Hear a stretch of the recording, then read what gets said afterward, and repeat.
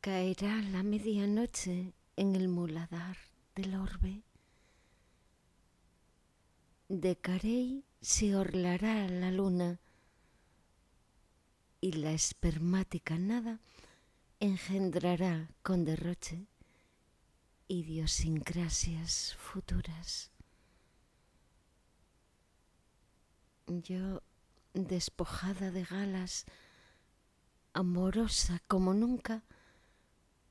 mezclando elixis y palabras, te diré que me atañe tu pena y tu dicha me concierne, que por afectarme cuanto te afecta, asaz a mi alma le duelen los silencios embarados que la glotis te entumecen. Si partícipe me hicieres de los fonemas sincopados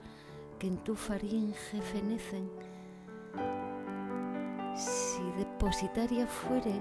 de ese lenguaje encriptado con el que intimas a diario,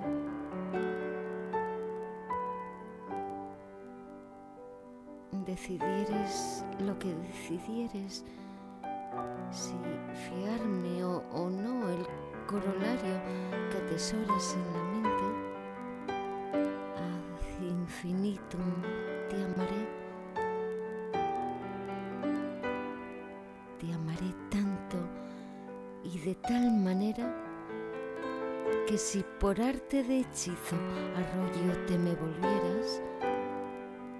yo mudaría en aliso para medrar